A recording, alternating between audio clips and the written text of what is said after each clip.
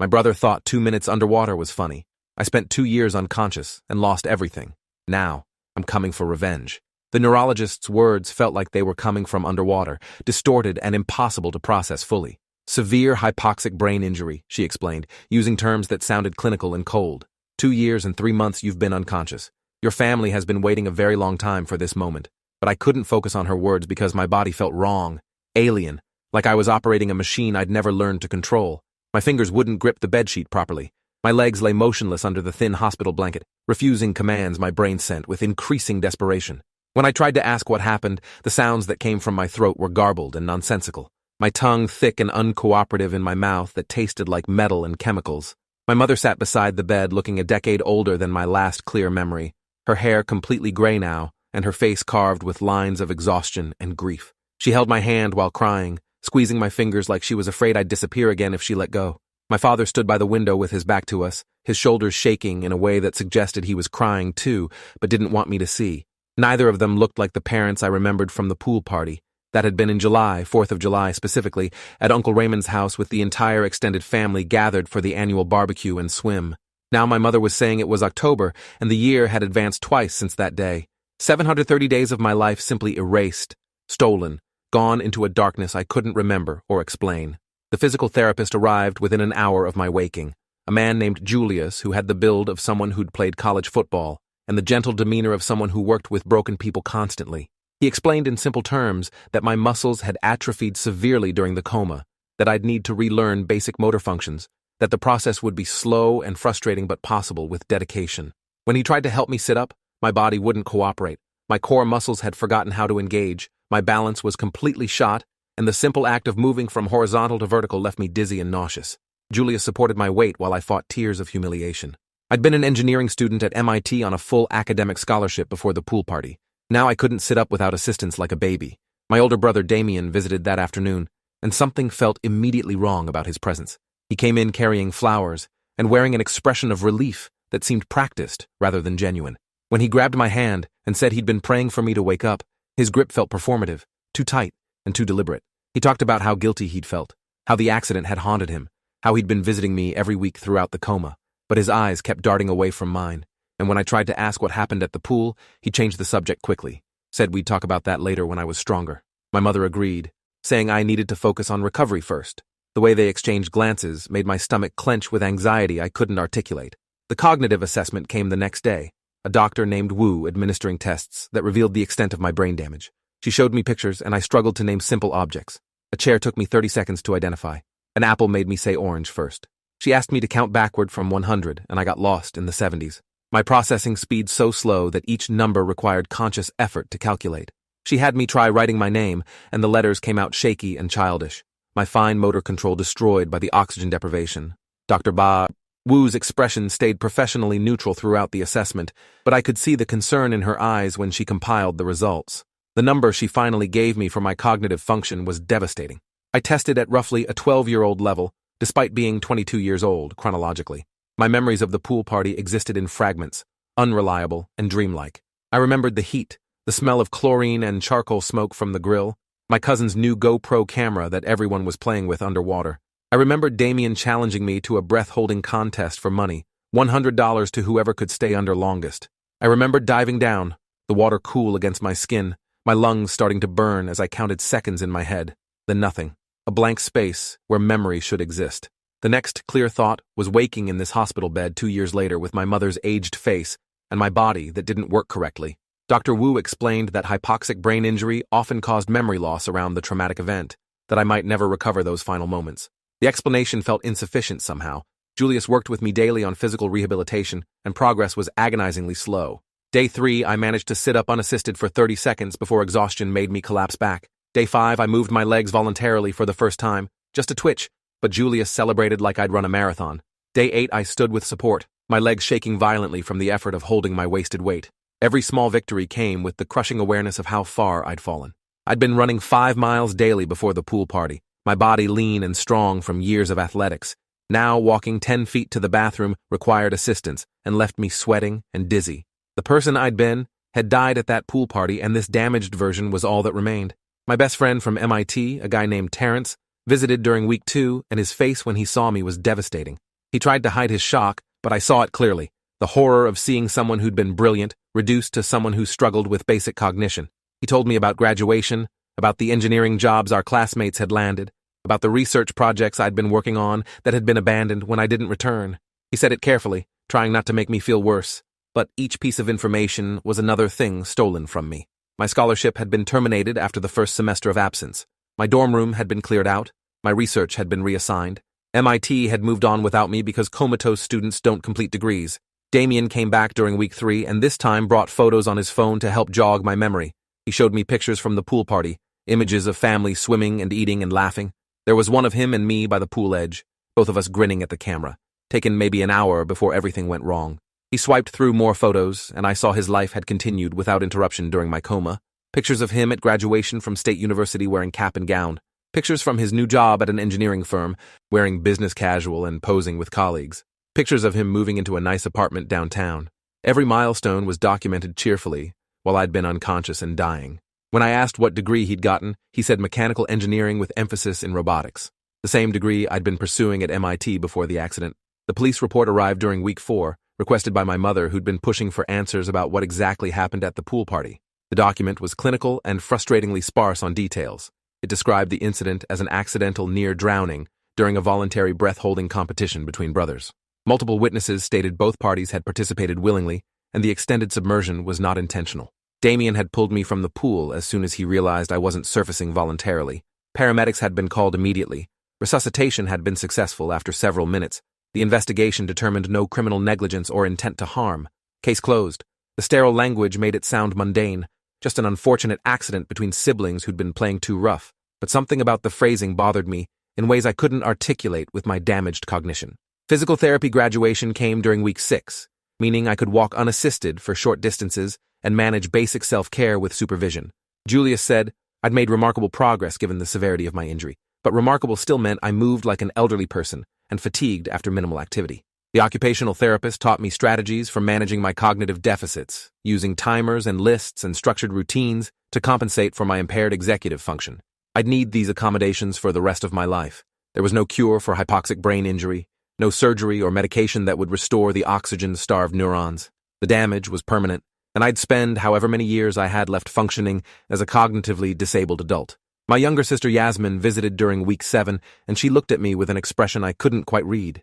She was 18 now, no longer the 15-year-old I remembered from the pool party. She'd grown taller and cut her hair short and developed a wary intensity that hadn't been there before.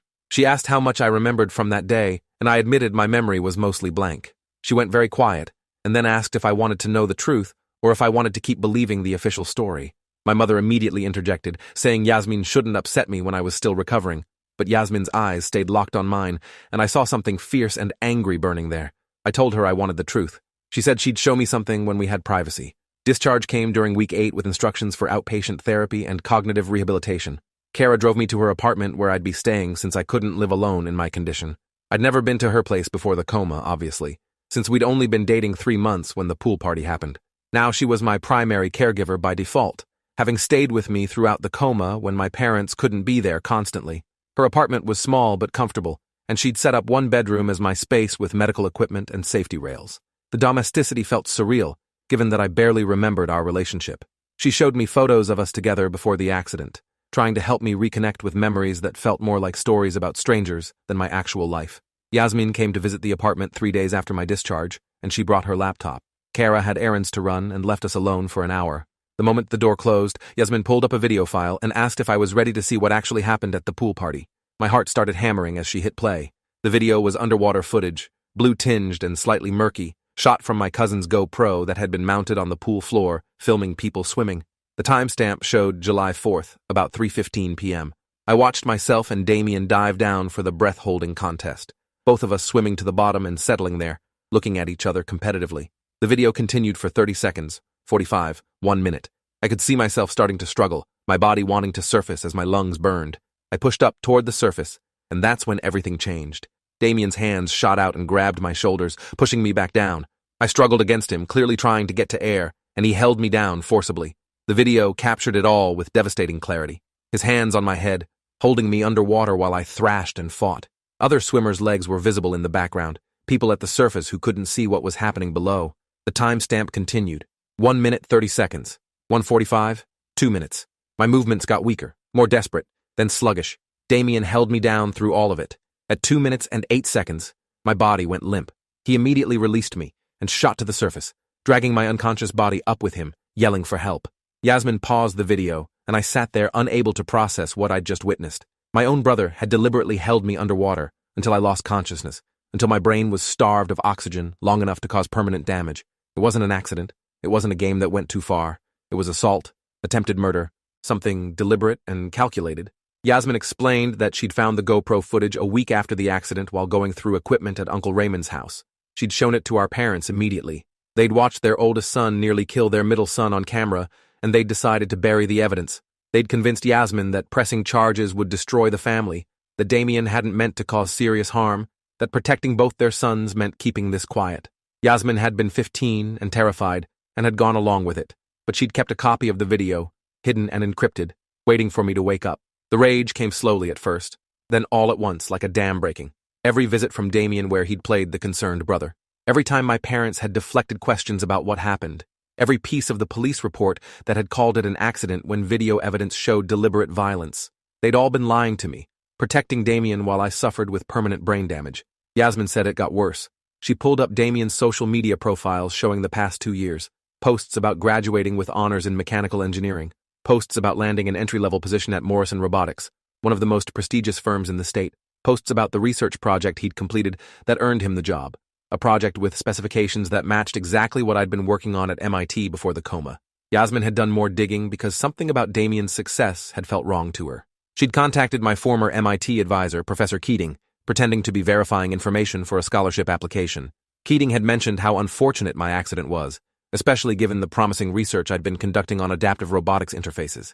He'd said Damien had actually reached out to him during my coma, asking questions about my work, claiming he wanted to complete my research as a tribute to me. Keating had provided access to my files and notes, thinking he was helping a grieving brother honor his comatose sibling.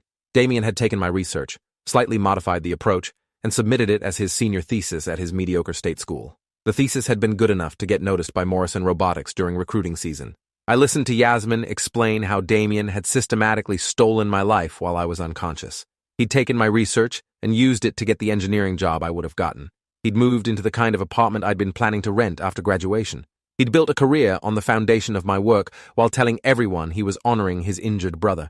And our parents knew all of it, knew he'd nearly killed me deliberately, knew he'd stolen my research, and had helped cover it all up to protect him. The betrayal was so complete and multi-layered that I couldn't process it fully with my damaged cognition. I just kept watching the underwater video, Damien's hands on my head, holding me down while I struggled and died. Kara returned home to find me hyperventilating on the couch while Yasmin tried to calm me down. Between gasping breaths, I explained about the video, about Damien holding me underwater deliberately, about the stolen research and the lies. Kara's face went through shock, to fury, to something cold and determined. She was a nurse, and she understood medical assault, understood the concept of deliberately causing harm while maintaining plausible deniability. She asked Yasmin if she had copies of everything, and Yasmin nodded, showing her encrypted files on multiple drives. Kara said we needed a lawyer immediately, someone who specialized in assault cases and could navigate the complicated intersection of family violence and prosecutorial reluctance. She knew someone from her hospital work, a victim advocate who connected assault survivors with legal resources. The lawyer's name was Diana Okoye, and she specialized in cases where initial investigations had been inadequate or corrupted. She met with us 3 days later and watched the underwater video without visible reaction, her expression professionally neutral. When it finished, she asked why this hadn't been presented to police originally. Yasmin explained about our parents suppressing it, about being 15 and scared, about the family pressure to protect Damien. Diana asked if I'd suffered permanent injury, and I gestured to my entire body, to my obvious cognitive and physical disabilities. She made notes and said this was clearly assault with severe bodily harm, possibly attempted murder depending on how prosecution wanted to frame intent. The statute of limitations hadn't expired because I'd been comatose during most of the time window, which paused the clock legally. Diana explained the process carefully, aware that my cognitive processing was impaired. Filing charges would require involving police and district attorney's office. The video evidence was compelling, but we'd face challenges from my family who would likely defend Damien and claim the footage was misleading, or that they'd already investigated and found no criminal intent. Diana would need to prove not just that Damien held me underwater, but that he intended to cause serious harm. The defense would argue it was brother's roughhousing that went too far accidentally. We'd need additional evidence showing pattern of behavior or motive. I asked what happened if we won. Diana said Damien would face criminal charges, likely serve significant prison time, and I could pursue civil damages for the assault and for the theft of my intellectual property. The money couldn't restore my brain function, but it could provide for ongoing care I'd need for life. Yasmin had more evidence to share, pulled from 2 years of quietly investigating, while everyone thought she'd accepted the family's cover story. She'd found texts from the day of the pool party, where Damien had messaged friends about being sick of living in my shadow, about how everyone always compared him unfavorably to his genius brother at MIT. She'd found his search history from the week before the party, showing he'd researched how long someone could hold their breath, what happened during drowning, how long brain damage took to occur. She'd documented his access to my MIT research files and the timeline of him submitting nearly identical work as his own thesis.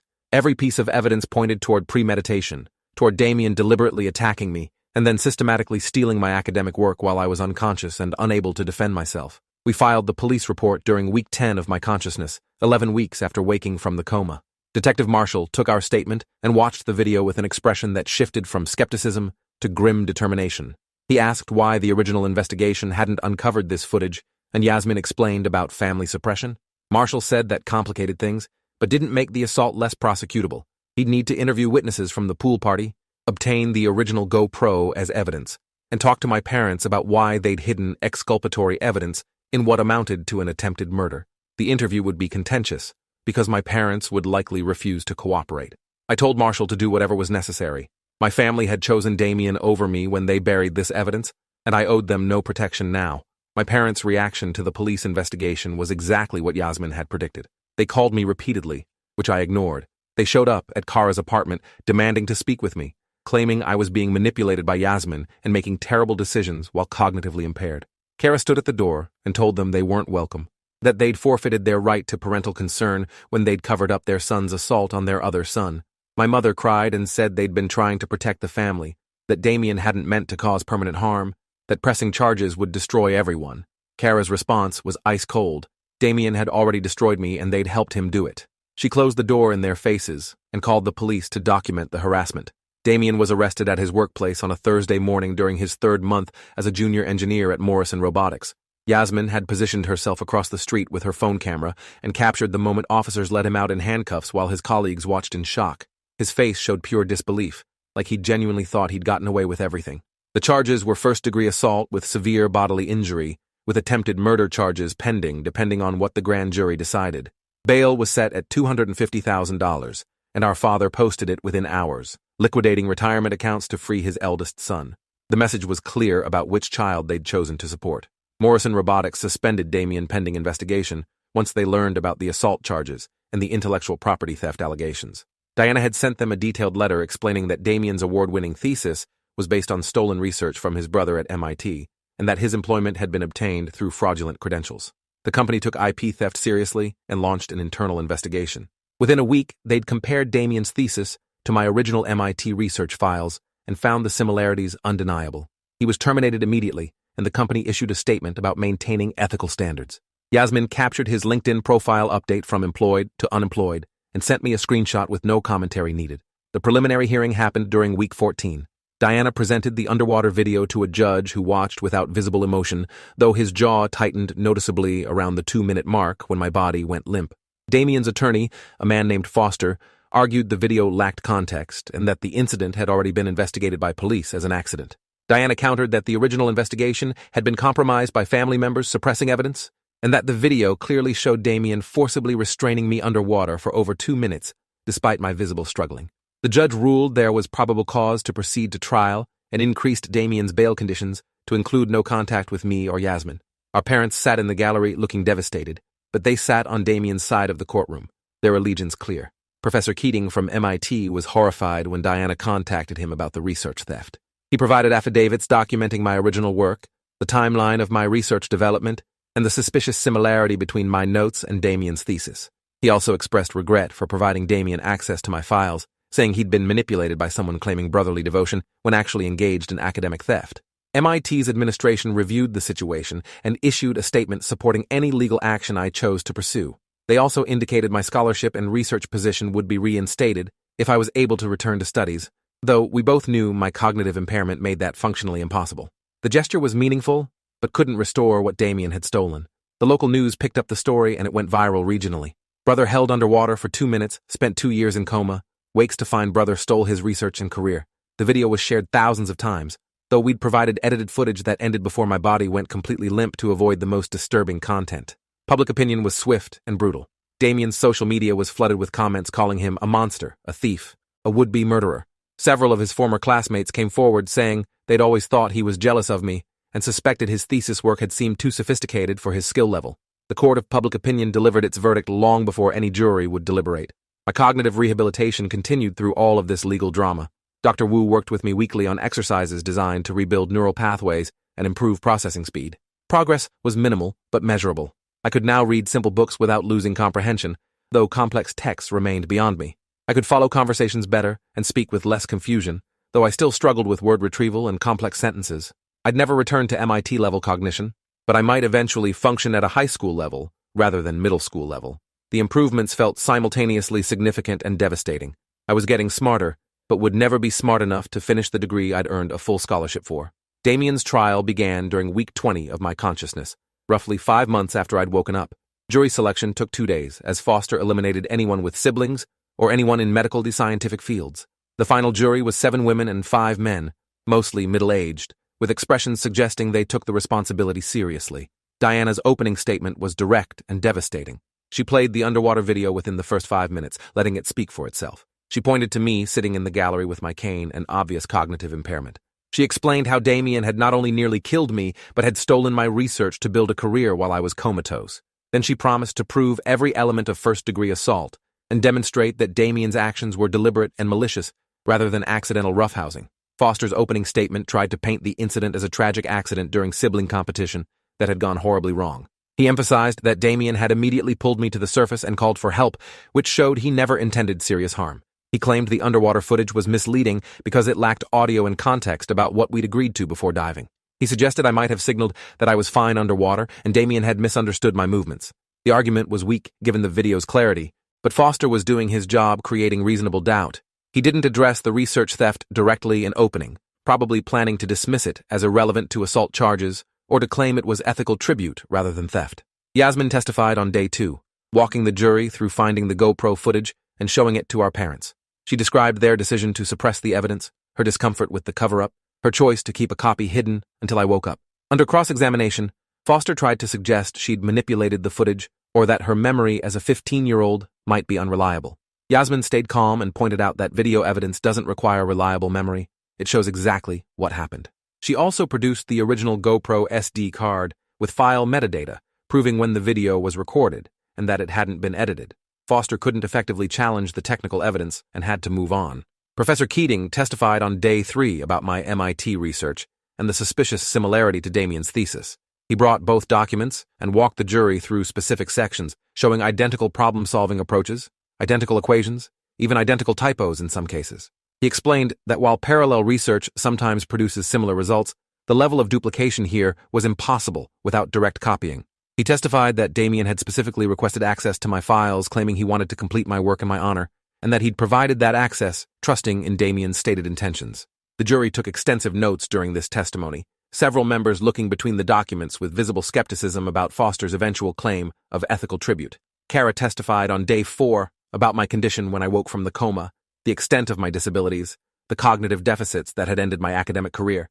She described the physical therapy and the cognitive rehabilitation and the ongoing care I'd need for the rest of my life. She explained that hypoxic brain injury was permanent, that no treatment would restore the neurons damaged by oxygen deprivation. Under Foster's cross-examination, she acknowledged that some coma patients recover more fully than others, but emphasized that 2+ minutes without oxygen reliably caused severe brain damage. She looked at Damien while saying this, her expression making clear what she thought of him. Several jurors followed her gaze, studying Damien's blank face. I testified on day 5, and Diana had prepared me carefully for the experience. She asked about my life before the pool party, my MIT scholarship, my research, my plans for the future. I described my relationship with Damien growing up, which had been generally positive with normal sibling rivalry. I admitted I'd been the higher achiever academically, which had sometimes created tension, but nothing that suggested violence. Then Diana asked me to describe what I remembered from the pool party, and I explained the breath-holding competition, the dive, the increasing need to surface. I told the jury the last thing I remembered was trying to push up toward air and feeling hands on my shoulders.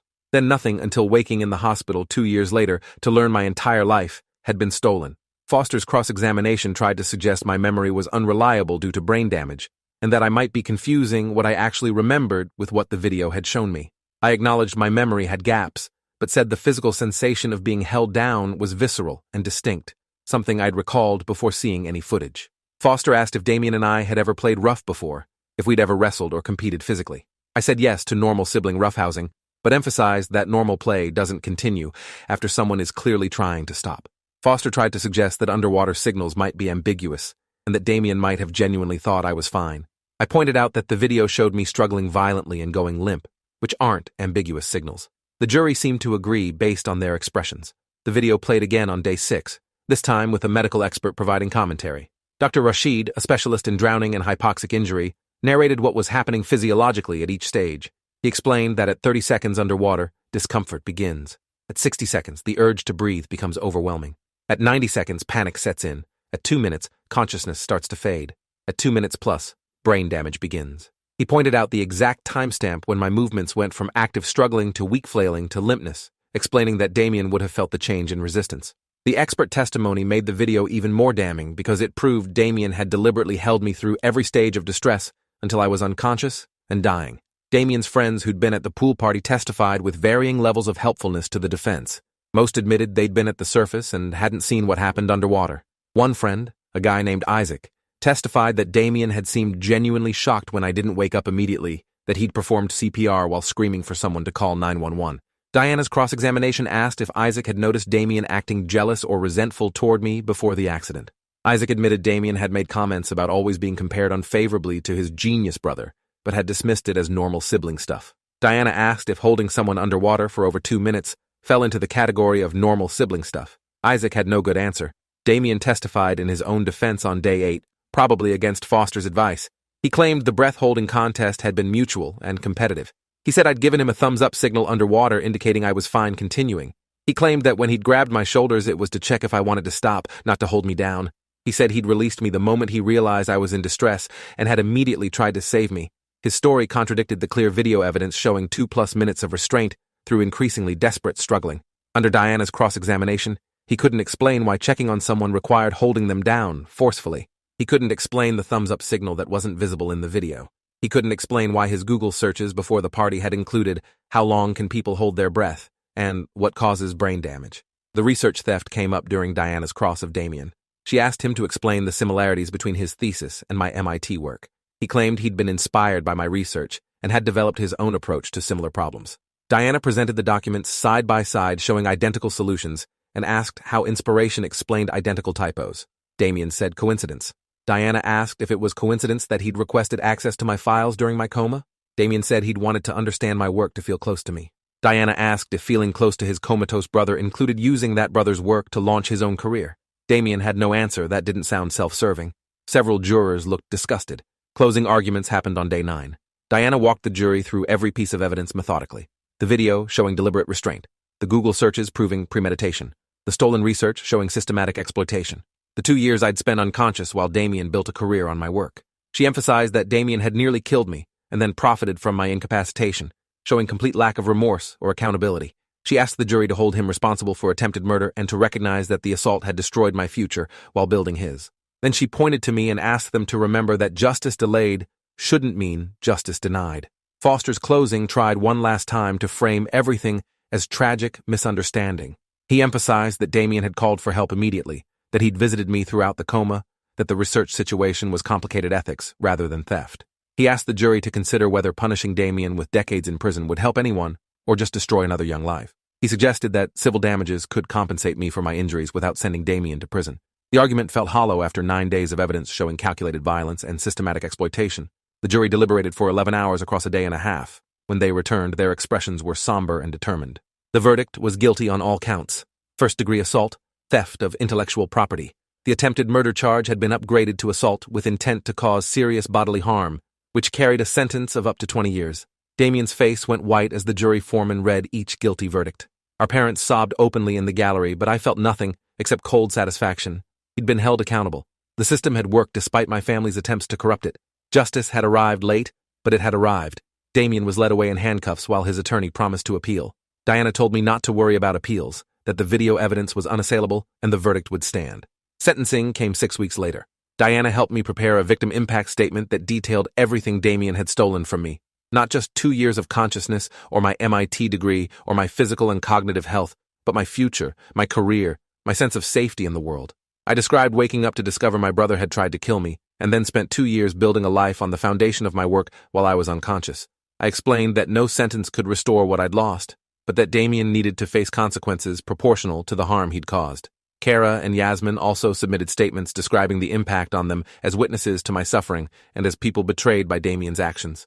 Judge Richardson had presided over the trial with professional detachment, but her sentencing statement made clear what she thought of Damien's conduct. She noted that he'd deliberately held his brother underwater until he was unconscious and brain damaged, then had systematically exploited his brother's incapacitation for personal gain. She said the combination of violence and exploitation showed a disturbing lack of empathy or conscience. She rejected the defense argument for leniency based on Damien's age and lack of criminal history, noting that first-time offenders who commit attempted murder don't deserve reduced sentences simply because they hadn't killed anyone before. She sentenced him to 18 years in state prison with possibility of parole after serving 85%. He'd be 43 years old before having any chance at freedom. The courtroom erupted after sentencing. Our parents screamed that 18 years was excessive, that the judge was destroying their son over an accident. Judge Richardson's response was sharp and final. Your son held your other son underwater for over 2 minutes, causing permanent brain damage, then stole his research to advance his own career while that son was comatose. 18 years is proportional to the harm caused and the complete absence of remorse shown. She ordered Damien immediately remanded and denied his attorney's request for appeal bond. Damien was taken into custody while our parents pleaded for another chance. They'd lost one son to permanent disability caused by their other son, and now they'd lost that second son to prison. The family they'd tried to preserve by suppressing evidence had been destroyed anyway. The civil suit for intellectual property theft settled out of court 6 months later. Morrison Robotics wanted to avoid publicity about hiring someone who'd stolen research, and they offered a substantial settlement that included acknowledgement that my work had been the foundation of Damien's thesis. MIT formally credited me with the research and offered to name a scholarship in my honor, though I declined because I didn't want my name associated with tragedy. The settlement money provided a trust fund that would cover my medical and living expenses indefinitely, since I'd never be able to work at my previous capacity. Diana called it justice in financial form, though we both knew money couldn't compensate for what I'd lost. My parents tried reaching out multiple times after the sentencing, wanting reconciliation or forgiveness or something I couldn't provide. They'd watched Damien nearly kill me on video and had chosen to protect him rather than seek justice for me. That betrayal went deeper than Damien's violence because they'd had a choice and had chosen wrong. I sent one email explaining that I had no family relationship with them anymore, that they'd forfeited their parental rights when they'd suppressed evidence of attempted murder. My mother's response was full of justifications about trying to protect both their sons and not wanting to destroy the family. I never replied. Some fractures were too fundamental to repair. Yasmin moved in with Kara and me 6 months after the trial, having finally aged out of our parents' house and wanting distance from them. She enrolled in community college studying criminal justice, inspired by her role in bringing Damien to justice. She said watching the system work when given proper evidence had made her want to be part of preventing future miscarriages of justice. We'd become closer through the investigation and trial, bonded by shared betrayal and the choice to pursue truth over family loyalty. She was the only family member I maintained contact with, the only one who'd chosen to protect me rather than protect Damien. My cognitive function plateaued after 2 years of intensive rehabilitation. I'd improved from 12-year-old level to roughly high school level, which meant I could function independently with support systems in place. I'd never returned to MIT, but I could read and write and think well enough to live a meaningful life.